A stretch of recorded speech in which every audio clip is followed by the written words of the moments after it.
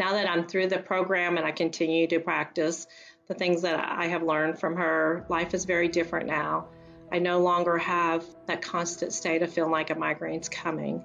I don't always have to avoid plans assuming my migraine's going to start. That was the hard part, was making plans with friends. Sure, I can do it a week or a month in advance. That would be the day I'd get a migraine. I feel like I have control of my life now. I'm happy, I have energy. My family and I get to do activities together now rather than them doing on their own and me staying at home dealing with the migraine.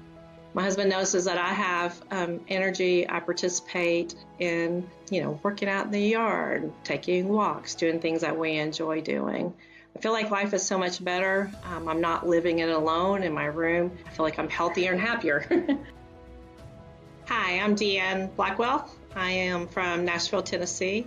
I am a licensed physical therapist. Some of the main symptoms I were having varied throughout my life. In my mid-20s, it was an incredible amount of pain to where I just wanted to lay in a dark, quiet room, not move, not talk to anybody, not hear anything. In my 30s, they became more vestibular migraines to the point I didn't know I was having a migraine. I was diagnosed with all kinds of vestibular problems. Diagnosis and all the medications and the treatment for those didn't work.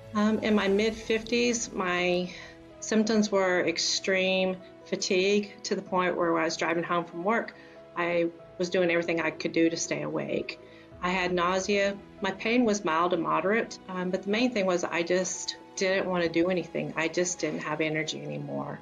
What made me choose the Migraine Relief Code is I had seen Dr. Barrett on Instagram, and I listened to her story, and I realized that she had a lot of passion for teaching and helping people with their migraines. As I continued to listen to her story, I thought, wow, who would be more motivated to go and research her program and establish her program than a woman who'd suffered migraines herself. I knew that she had lived it and felt all the agony that I had felt, the desperation that I felt over the years, just seeking some help. I got to the point where I was pretty much just giving up. I'd been to so many doctors, I'd had so many different types of medications, and I thought, this is just my life. I'm now a chronic pain patient. But the more I heard her story and listened to her, I thought, why not give this a try? She's a neurologist who's a physician as well as a functional medicine physician. I felt like she would be one doctor that wouldn't just throw another medicine at me and say, here, take this and hope it sticks. Her program has ways to teach me how to evaluate my symptoms and how to treat them. She taught me how to realize how so much parts of life is tied to my DNA, why I respond the way I do to stress and to environments, to foods, to relationships, to jobs, and all that is intertwined with each other. They're all linked. And when I learned how each component was so critical and how I could treat and manage those symptoms, that's when I started to get relief.